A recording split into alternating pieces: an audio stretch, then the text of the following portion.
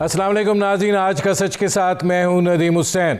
वफाकी हुकूमत को बजट पेश करना है और ज़ाहिर है बड़ा महदूद सा वक्त रह गया, 11 जून आई खड़ी है, लेकिन कुछ चैलेंजेस हैं जो वफाकी हुकूमत को इस हवाले से दरपेश हैं।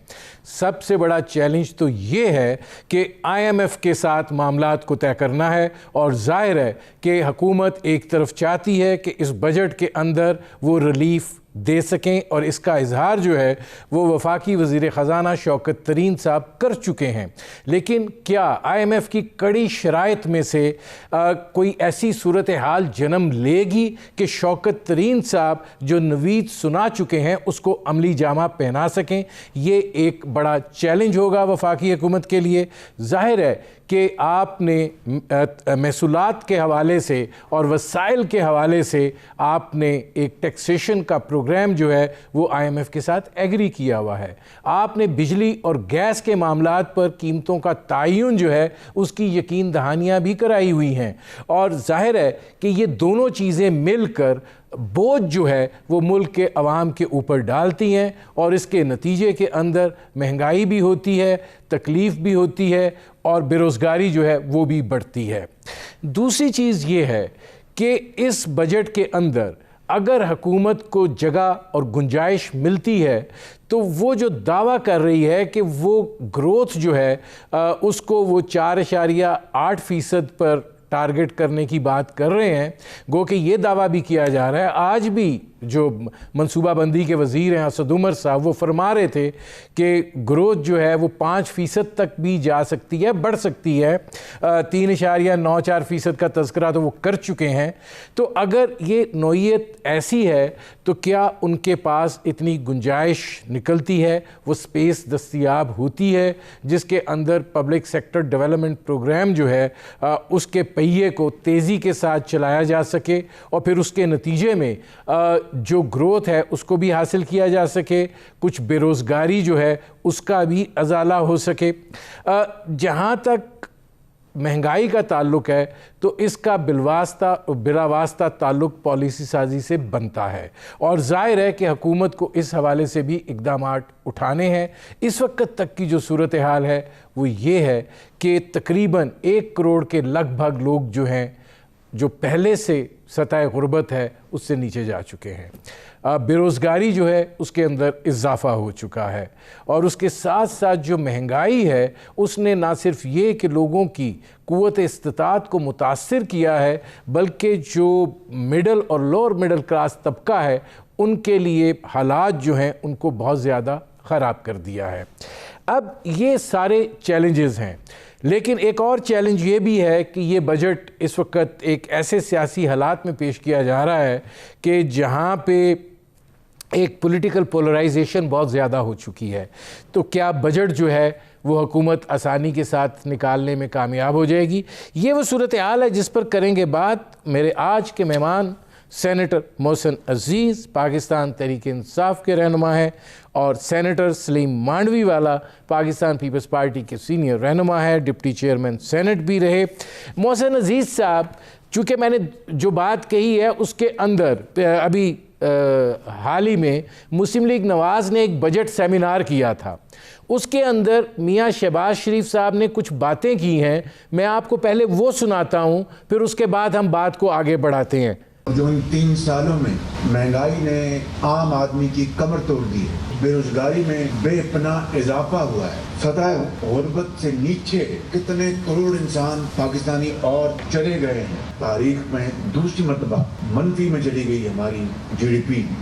इन हालात में ये जो बजट पेश किया जा रहा है उसके ऊपर एक बड़ा सवालिया निशान लग चुका है। बजट के ऊपर हमारी पार्टी और हम पार्लियामान में तमाम पार्टियों के साथ मिलकर अपना मौक़िफ़ पेश करेंगे और बताएंगे कि किस तरह हुकूमत जालसाजी और गलत आदाद और शुमार के बना पर रोज़ी पिक्चर पेश करने की एक भोंडी हरकत कर रही है। अब मोहसिन अजीज़ साहब, सवाल ये है कि ये फरमा रहे हैं कि हुकूमत जो है जालसाजी और गलत इदाद शुमार जो है उसके नतीजे में ये एक बड़ी सुहानी तस्वीर जो है वो पेश कर रहे हैं और ये सूरत हाल जो है इस तरह की नहीं है।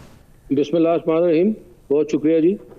बात ये है, देखिए मैं यही से बात शुरू करता हूँ, जालसाजी और गलत फिगर ये हमारे हुकूमत का वतीरा नहीं है। यहाँ पे जो आपके मेहमान बैठे हैं उनको भी मालूम होगा कि ये जो है नून लीग ने ये वतीरा शुरू किया जिसको कि फिगर की फजिंग कहते हैं। चाहे वो बजट की फिगर हो, चाहे वो लोन की फिगर हो, चाहे वो एक्सपोर्ट की फिगर हो, तमाम के साथ फजिंग की गई। और ये हमारे सामने है, हमारे सामने ही है कि डॉलर को किस तरीके से जो है वो स्टेबल रखने के लिए कितने अरबां डॉलर हमें लगाने पड़े कि उसको आर्टिफिशियली जो है वहाँ रखा जाए। और उसके यूनी की हुकूमत में एक साहब जो आए आखिरी अयाम में, और उन्होंने जाके डॉलर को जब थोड़ा सा फ्री फ्लोट कर किया तो 125 रुपए 128 रुपए पे वो जाके पहुंचा जिस वक्त हमारी हुकूमत मिली। बात यह है कि जी देखिए इनके पास इस वक्त महंगाई जो है उसके अलावा जो ये फरमा रहे हैं वो बिल्कुल गलत कह रहे हैं। बेरोजगारी मैं समझता हूँ पहले से बढ़ी नहीं, पहले से घटी है। और वो इसका सबूत ये है कि जो भी इंडस्ट्री है, चाहे वो टेक्सटाइल इंडस्ट्री है, चाहे वो सीमेंट इंडस्ट्री है, चाहे वो ऑटोमोबाइल इंडस्ट्री है, कोई इंडस्ट्री आप इस वक्त जो स्टेबल थी और हुकूमत के आने के वक्त भी स्टेबल थी, वो उसकी डाउनवर्ड ग्रोथ नहीं, उसकी अपवर्ड ग्रोथ हुई है।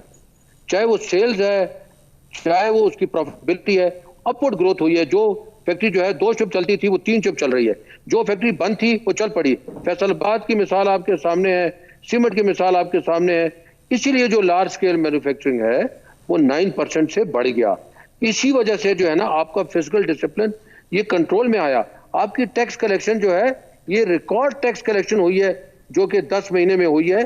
पाकिस्तान में कोविड के बावजूद जो रिकॉर्ड कलेक्शन हुई है 4.1 ट्रिलियन की, पाकिस्तान में कभी पहले नहीं हुई। आप खुद जानते हैं कि कोविड में जब दुकानें बंद और दुकानों के बंद होने से की साथ साथ इंडस्ट्री बंद, और इंडस्ट्री के साथ बंद होने से इंपोर्ट कम होती है, एक्सपोर्ट कम होती है। एक्सपोर्ट भी बढ़ गई, एक्सपोर्ट भी इंशाल्लाह जो फिगर जो है सलीम मांडवी वाला साहब यानी पीपल्स पार्टी की हुकूमत हमें देकर गई थी, इंशाल्लाह उससे थोड़ी सी 1-8% कोविड भी होगी। मोहसिन अजीज साहब मैं आता हूँ, नहीं मिलेगी जी मोहसिन अजीज साहब मैं आता हूँ। अब सलीम मांडवी वाला साहब सवाल यहाँ से अब ये भी एक पैदा हो रहा है कि ठीक है हुकूमत जो है इस वक्त एक रिलीफ देना चाहती है, शौकत तरीन साहब इसका इजहार कर चुके हैं, लेकिन IMF की शराइत जो हैं वो अपनी जगह के ऊपर मौजूद हैं, मुज़ाकरात अभी तक हो रहे हैं। आप समझते हैं कि हुकूमत इस चैलेंज में से निकल पाएगी और IMF का जो शिकंजा है उसको ढीला करवाने में कामयाब हो जाएगी और उसके नतीजे में कुछ सांस लेने की गुंजाइश पैदा हो जाएगी? देखें ये एक बहुत बड़ा चैलेंज है क्योंकि एक दफ़ा आप एग्रीमेंट साइन कर लें, और मुझे याद है हमारी गवर्नमेंट में हमने IMF के प्रोग्राम को छोड़ दिया था।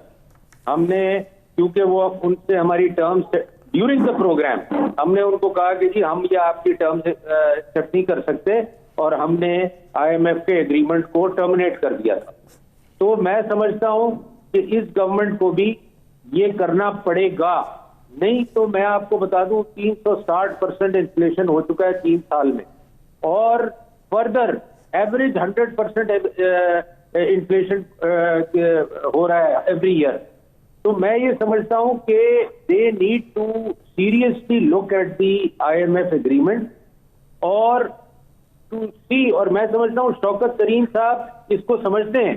जब हम IMF के एग्रीमेंट हमने छोड़ा भी तो शौकत तरीन साहब फाइनेंस मिनिस्टर थे, तो और उस वक्त भी ये हुआ था, और मैं समझता हूं वो समझते हैं और वो IMF से निगोशिएट करेंगे।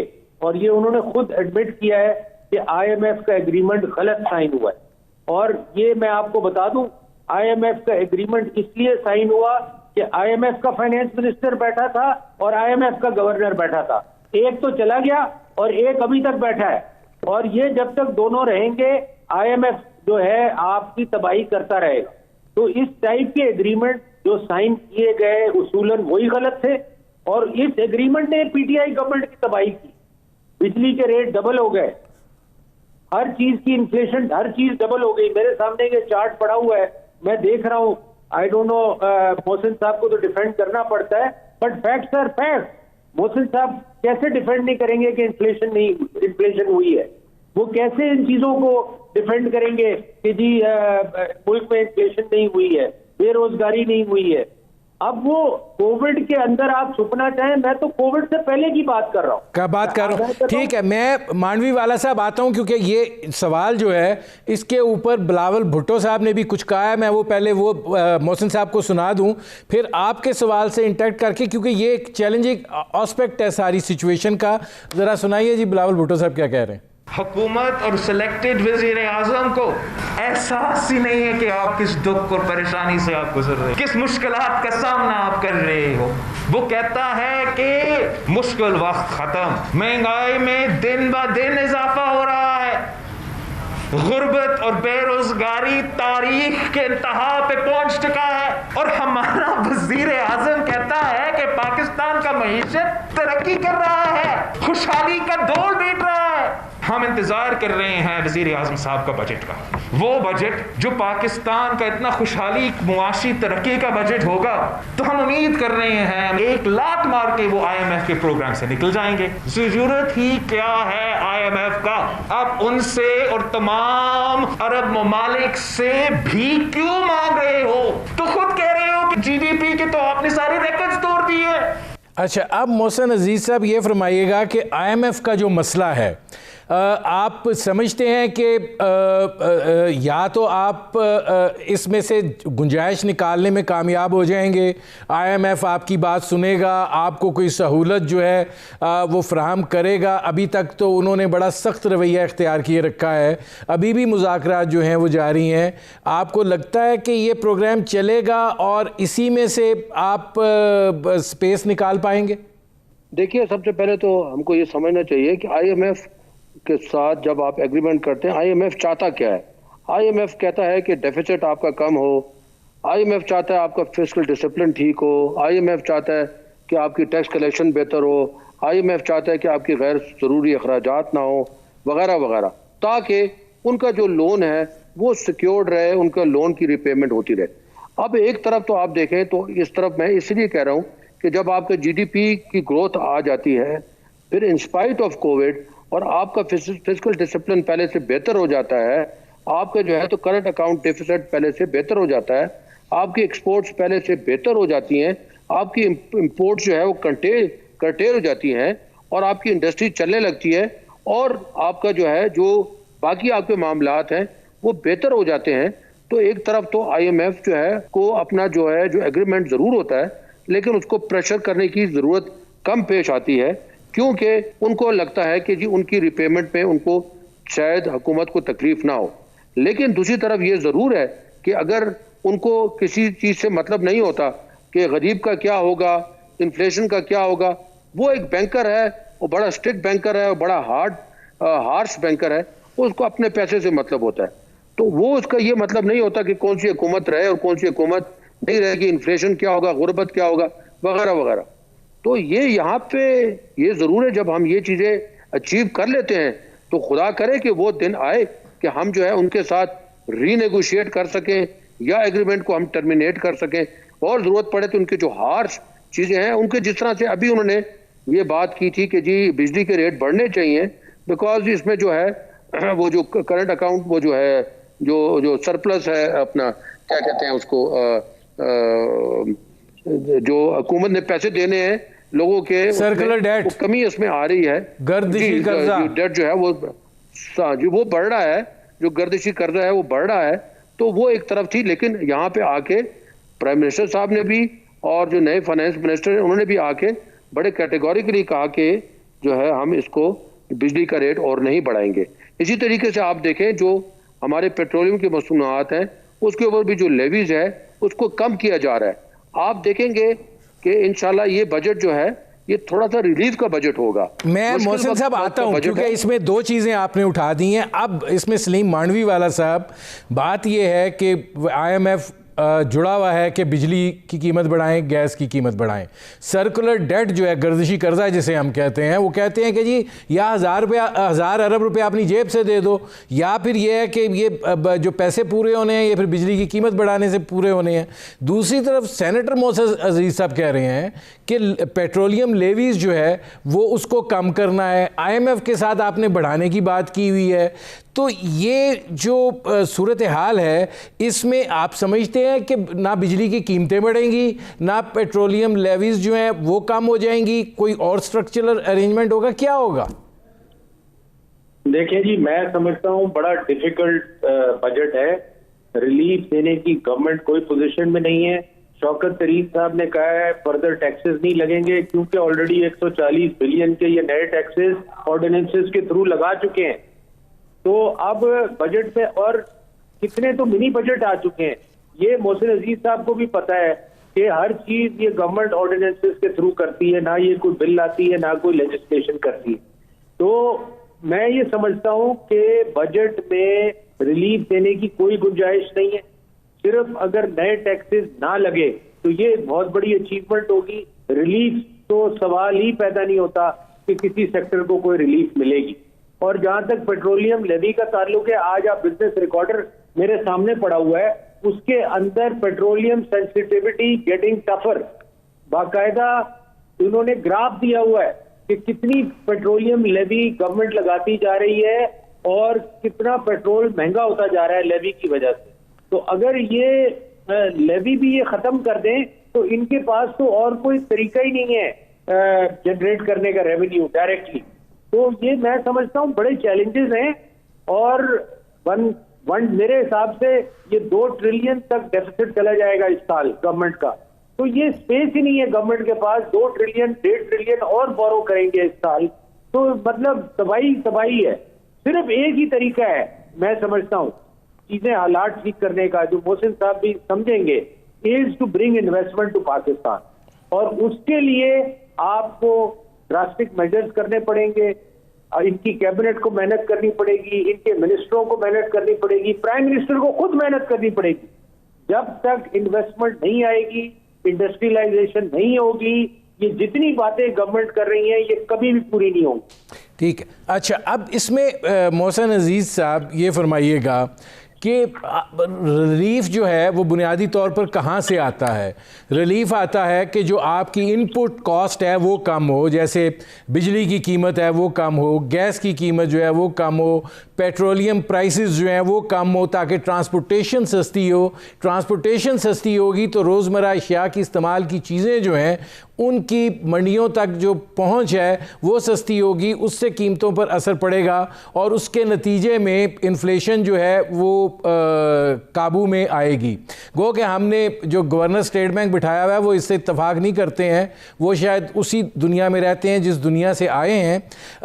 आप जब ये सूरत हाल हो और दूसरी तरफ आप ये कहें IMF के साथ कि 5,600 अरब रुपए का आपने अगले साल टैक्स इकट्ठा करना है, तो फिर मोहसिन अजीज साहब ये रिलीफ का नाम कुछ बड़ा अजीब सा और अजनबी सा लगने लगता है। देखिए, मैं फिर रिपीट करता हूँ कि रिलीफ वगैरह कहाँ से आता है? जो आप कॉस्ट ऑफ डूइंग बिजनेस को कम करते हैं, कॉस्ट ऑफ डूइंग बिजनेस कहाँ से कम होता है? इंटरेस्ट रेट से कम होता है। हमने देखा कि इंटरेस्ट रेट कहाँ तक गया, 14-15% पे गया और फिर वो वापस होके 7-7.5% पे आ गया। इससे कॉस्ट ऑफ डूइंग बिजनेस कम होती है, इससे जो है रिलीफ आगे देने का, यानी जो इसमें प्रोडक्ट की कॉस्ट है वो कम होती है। डॉलर का रेट आपने देखा 170 तक चला गया था, 175 तक चला गया था। लोग 200 रुपए की बात कर रहे थे, आज 155-156 रुपए पे वापस आ गया। उससे आपकी हुकूमत को, आपके यानी जो कस्टमर है, आपका जो बिजनेसमैन है, उसको कितना फायदा होता है, आपकी हुकूमत को कितना फायदा होता है। ये सारी चीजें पास ऑन करने की हैं। इसीलिए इस दफा जो है हम ये सुन रहे हैं कि इस दफा जो PSDP है वो पिछले के मुकाबले में 250-300 बिलियन रुपए जो है ज्यादा होगी, यानी 950 बिलियन की इस दफा। मैं मोहसिन साहब, मुझे एक ब्रेक लेना पड़ रहा है, मैं वापस आता हूँ, यहीं से शुरू करता हूँ आपसे, क्योंकि इसमें मैंने एक सवाल भी डालना है। नाज़रीन, हमारी गुफ्तगू जारी है, एक मुख्तसर से कमर्शियल ब्रेक का वक्त हुआ है, मिलते हैं इस वक्फे के बाद।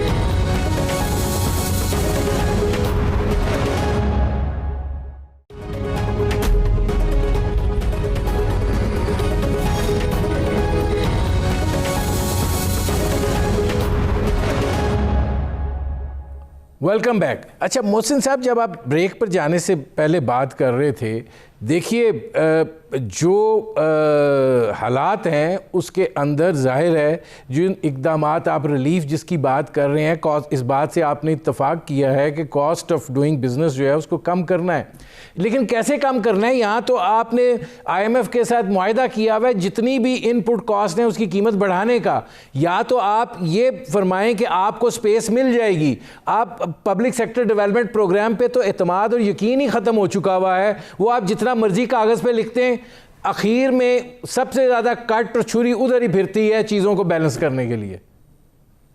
देखिए, मैं आपको बता रहा हूँ, इस बजट में जो रिलीफ की मैं बात कर रहा हूँ, यानी जो है सैलरी जो है वो मिनिमम वेजेस इस दफ़ा बढ़ा दी जाएंगी, तकरीबन 20 से 21 हज़ार रुपए कर दी जाएगी। आप सवाल ये कर सकते हैं कि 20 से 21 हज़ार का आया काफ़ी है? मैं फिर भी कहता हूँ ये नाकाफ़ी है, लेकिन इस वक्त ये पोजीशन ज़रूर है कि अगर बिजनेसमैन पाकिस्तानी होकर सोचे तो उसके पास इतने प्रॉफिट इस दफ़ा आए हैं कि वो इसको आसानी से इसको एब्जॉर्ब कर सकता है from his profit, not from his losses. इसी तरीके से जब आप देखें तो हुकूमत की जहाँ पे तरजीहात हैं वो अपनी जगह पर मौजूद हैं और उनकी रीजन जो हैं वो अपनी जगह पर मौजूद हैं, लेकिन रिजल्ट्स आप सामने देखें, रेमिटेंसेस पहले से कितने बढ़ गए हैं। आप देखें स्टॉक एक्सचेंज जहाँ पे हमें मिली थी उससे बिल्कुल नोज डाइव उसने किया था, और ये जो इकदाम हुए उसके बाद आके कहाँ पे खड़ी है। इन्फ्लेशन की बात मैं बार बार कहता हूँ कि यहाँ पे कंट्रोल करने की जरूरत है, लेकिन दुनिया में भी इस वक्त वर्ल्ड वाइड ये फिनोमेना है, इन्फ्लेशन दुनिया में बढ़ी है, इतनी शायद नहीं बढ़नी चाहिए थी, हमें इसकी गवर्नेंस की तरह ज्यादा जरूरत है। लेकिन एट द सेम टाइम आप देखें जो कंटेनर पहले $700 में आता था आज $3000 में आता है, और उसकी सप्लाईज जो है वो भी बड़ी एरेटिक है, वो भी बड़ी अनश्योर किस्म की है कि कभी वो सप्लाई आती है, कभी वो पोर्ट पे सामान रह जाता है क्योंकि शिपमेंट जो है होती नहीं है, क्योंकि शिप में जगह नहीं होती वगैरह। इसकी बहुत सारी रीजंस है। इन तमाम चीजों की वजह से इन्फ्लेशन भी होती है। अब आप देखें कि जिस तरह गंदम की क्रॉप इस दफा इंशाल्लाह बेहतर आई है, उसके ऊपर हमें इंशाल्लाह फायदा मिलेगा। अब जो है इसी तरीके से कॉटन की क्रॉप जो है वो बहुत खराब हुई है, लेकिन वो नवाज शरीफ साहब के टाइम से खराब होना शुरू हो गई थी। मैं आता हूँ मोहसिन अजीज साहब, क्योंकि ये जो बात है, अब सलीम मांडवी वाला साहब ये फरमाइएगा कि असल चीज़ ये है, ठीक है बजट जो है वो उसके एदाद व शुमार, उसके अहदाफ, उसका सारी चीज़ें अपनी जगह के ऊपर, उसका मुमलिकत से ताल्लुक़ होता है कि आपका खसारा कितना है, आपकी ग्रोथ कितनी है, आपकी बाकी सारी चीज़ें कितनी हैं।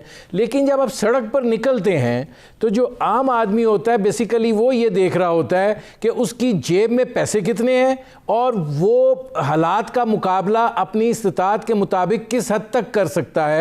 जो चीज़ें उसको बराह रास्त मुतासिर करती हैं वो बिजली है, वो गैस है, वो उसकी फूड सिक्योरिटी है, वो पेट्रोलियम प्राइसेस हैं। आप समझते हैं कि हुकूमत जो है वो इस पोजीशन में है कि अपने इस वादे को जो उन्होंने बजट आने से पहले एक हाइप क्रिएट कर दी है कि ये एक रिलीफ ओरिएंटेड बजट होगा, ये चीज़ें जो है ये मुहैया कर सकें कि आम आदमी जो है वो ये समझ सके कि उसकी ज़िंदगी में कोई सहूलत आई है?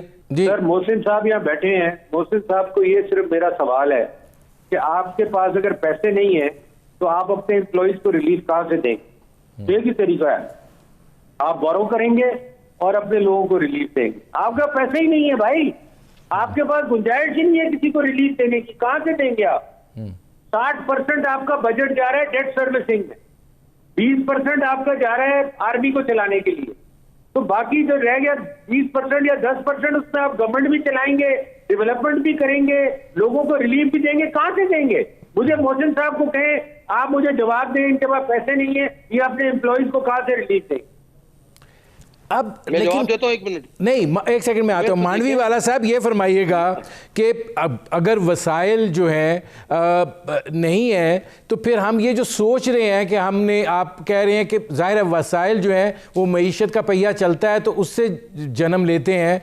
जब हम बात कर रहे हैं कि हम जो अगला माली साल आ रहा है उसमें 5600 अरब रुपए के वसाइल हम जमा करेंगे, इस साल हमने 4000 100 अरब रुपए के किए हैं। 1500 अरब रुपया एक क्वांटम जंप होता है।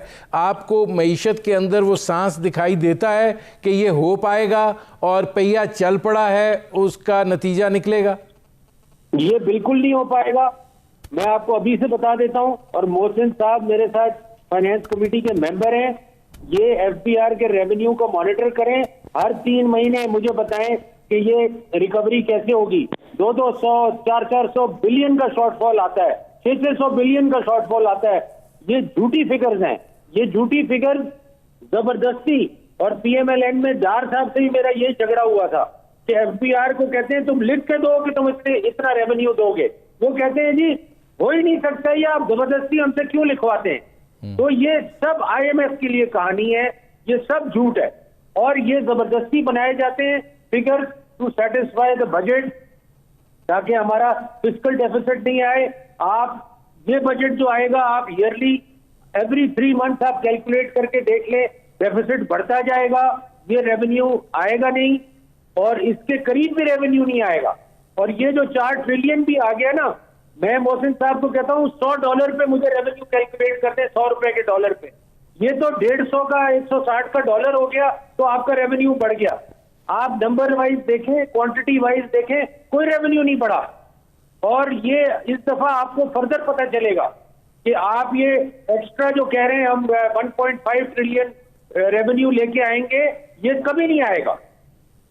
अच्छा, अब इसमें मांडवी वाला साहब एक छोटा सा सवाल और है, फिर मैं उसका जवाब मोहसिन अजीज़ साहब से लेता हूं। आप ये फरमाएं कि आपको क्या दिखाई देता है कि हमारा जो फिस्कल डेफिसिट है, मैं उसकी बात कर रहा हूं क्योंकि उसके अंदर सर्कुलर डेट भी शामिल नहीं है, उसमें और बहुत सी चीज़ें शामिल नहीं है। कुछ भी नहीं है जी, ये लोगों के जो टैक्स के रिफंड है वो भी शामिल नहीं है, वो भी 400-500 बिलियन रुपए पड़े हुए हैं। तो फिर ये जो फिस्कल डेफिसिट है, ये दिखा तो देते हैं, क्या ये जो हम वसाइल का फिगर बढ़ा देते हैं, ये उसको सिर्फ नैरो डाउन करने के लिए करते हैं या हमारी नीयत होती है? बिल्कुल बिल्कुल, और मैं आपको ये कन्फेस कर रहा हूं कि हमारी गवर्नमेंट में भी यही होता था, पीएमएलएन की गवर्नमेंट में भी यही होता था, और अब भी यही हो रहा है। और मैंने बुला के फाइनेंस मिनिस्टर कहा था, ये क्या बकवास है, ये क्यों करना चाह रहे हैं आप, क्यों झूठ बोलते हैं लोगों के साथ, अपनी रियल पिक्चर पेश करें, बताएं लोगों को कि हमारी ये हालत है। अच्छा, अब मोहसिन अजीज साहब, गुजारिश ये है कि अगर हम जीडीपी का साइज़ कम कर लें, आबादी का तनासुब कुछ और शो कर लें, उस हिसाब से हम फिगर्स जो हैं उनको रेलेवेंस ले आएँ, लेकिन उसके नतीजे में जो कन्फ्यूजन और फस क्रिएट होता है, उसके मनफी असरात तो फिर मईशत पर आते हैं ना। फिर आप जो मर्जी बता दें, जो मर्जी कह लें। देखिए, मैं कुछ यहाँ बात करना चाहूँगा, और वो ये है कि यहाँ पे जब डेफिसिट की बात होती है, बजट डेफिसिट की बात होती है, तो फिर यहाँ पे बात आती है ये कितनी मुद्दत से चल रहा है। हमें जो विरसे में मिला था वो सरप्लस मिला था। हम तो ये बिल्कुल सही बात है कि जो फॉरेन लोन की जो रिपेमेंट्स हैं उसको छोड़ दें, उनके खाली इंटरेस्ट पेमेंट प्लस जो है जो आर्म फोर्सेस के जो अखराजात हैं जो कि मुल्क की सालमियत के लिए बहुत ज़रूरी है, उनको आप ले लें, और सूबों को जो ट्रांसफ़र हो जाते हैं उनके बाद तो वहीं से डेफिसिट शुरू हो जाता है। और ये हमारे तरफ हमारे वक्त से शुरू हुआ है, या ये पिछले जो है 5 साल से 7 साल से 10 साल से ये चला आ रहा है, ये तो बड़ी मुद्दत से चला आ रहा है। और यही तो रीज़न है कि इसके जब तक के इंडस्ट्री यहाँ वायबल नहीं होगी, जब तक इंडस्ट्री यहाँ चलेगी नहीं, और जब तक यहाँ पे टैक्स कलेक्शन यहाँ पे बढ़ेगी नहीं, ये मामलात हल नहीं हो सकते। अब मैं समझता हूँ इसको क्रेडिट देना चाहिए, और सलीम साहब को भी क्रेडिट देना चाहिए कि इस दफा कोविड के बावजूद जो है ये टैक्स कलेक्शन हुई है, जो उसकी उम्मीद रखनी चाहिए कि ये कम से कम 15% और बढ़ जाएगा, 20% और बढ़ जाएगा बड़े आराम से। और अगर कोविड के हालात बेहतर हुए तो ये जो टारगेट दिया गया है ये इंशाल्लाह अचीव होगा। देखिए हमारे इस वक्त पोजीशन क्या है, हमारे रिजर्व इस वक्त हाईएस्ट नहीं है। 25 बिलियन आपके पास कब जमा हुआ था, हमारे पास आज हैं। हमारे जो फॉरेन रिमिटेंसेस इस वक्त हाईएस्ट नहीं है, इसमें कोई डिनाइल है? ये जो लार्ज स्केल मैन्युफैक्चरिंग की ग्रोथ है इसमें कोई डिनाइल है कि ये जो है ना ये हुआ है?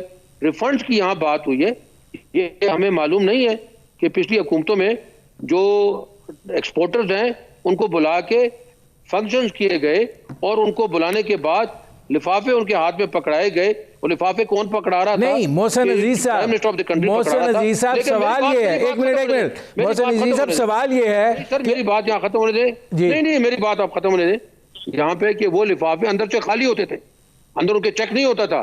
इस दफा 225 बिलियन के रिफंड एक्सपोर्टर्स को दिए गए। उससे क्या हुआ है? उनकी लिक्विडिटी बेहतर हुई है और ये प्रोडक्शन जो है एक इस वजह से बेहतर हुई है।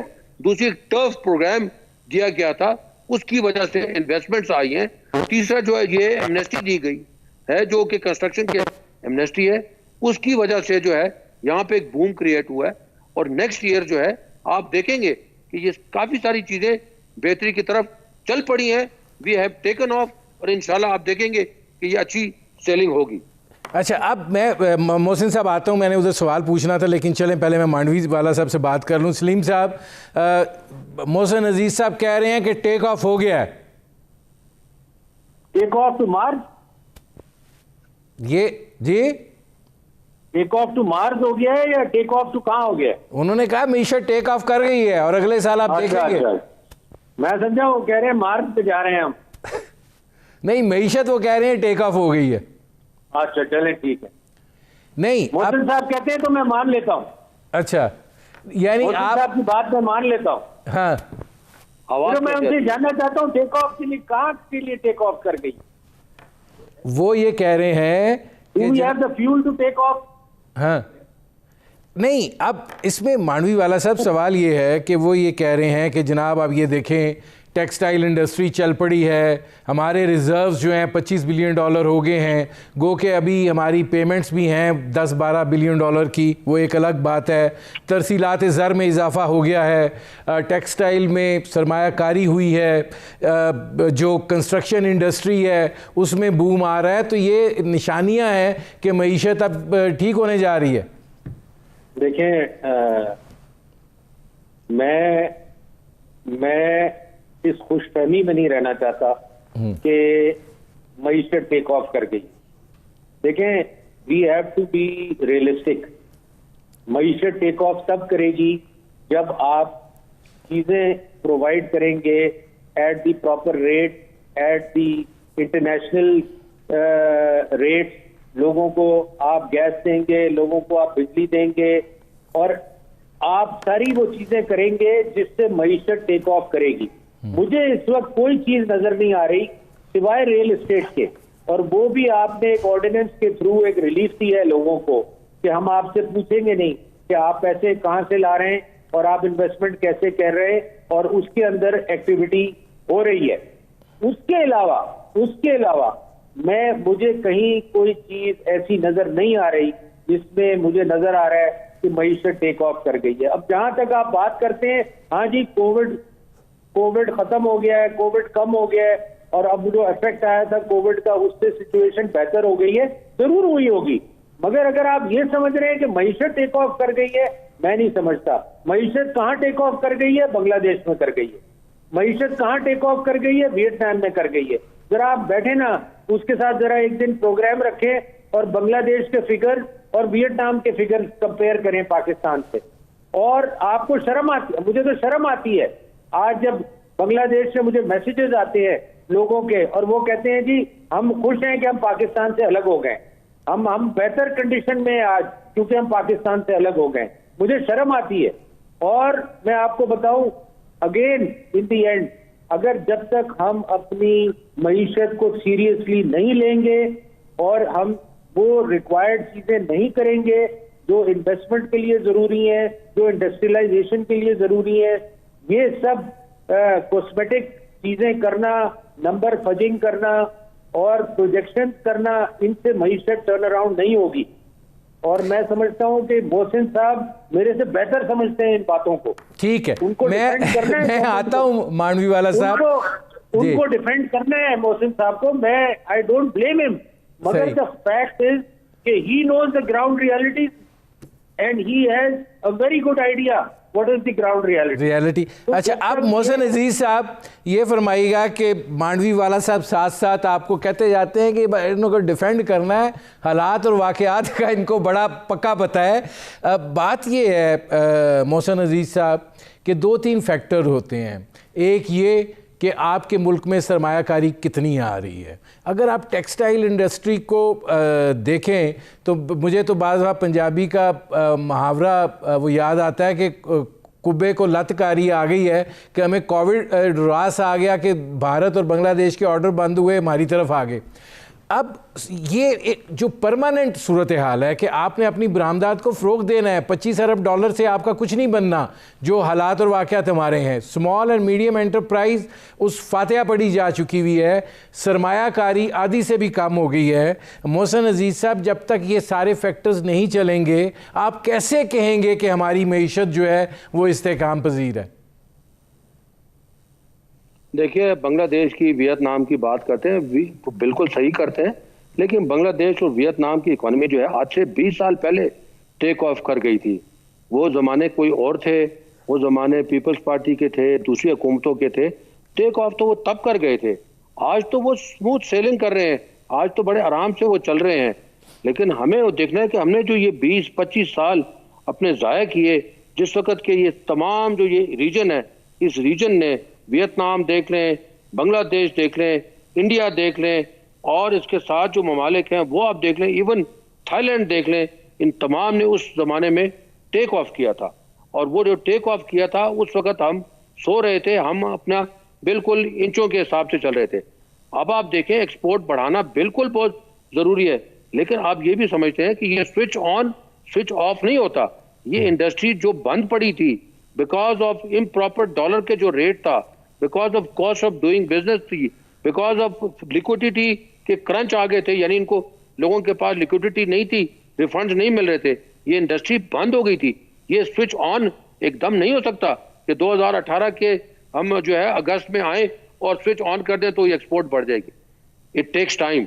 उसके लिए फिर वो मशीनरी एब्सोल्यूट हो जाती है, पुरानी हो जाती है। वो तमाम चेंजेस आई, उनको इनकरेज किया गया, आज आपके पास ये रिजल्ट आया कि ये उठ गई है। और मैं आपको बार बार फिर ये कहता हूँ कि इस दफा आप देखेंगे तो रिकॉर्ड जो है एक्सपोर्ट होगी पाकिस्तान में जो आज दिन तक हुई है। ठीक है मोहसिन अजीज साहब, मैं आता हूँ क्योंकि मैं जरा 2-3 सवाल जल्दी पूछने हैं। सलीम मांडवी वाला साहब, ये फरमाइएगा कि अगर मैं आपसे पूछूं कि इस वक्त क्या वो बेसिक इक़दामात हो सकते हैं IMF की शराइत को मद्देनज़र रखते हुए जिसके नतीजे में अवाम को कोई रिलीफ जो है वो दस्तयाब हो सके, गो के बजट का बराह रास्त ताल्लुक़ तो कोई नहीं होता आवाम से?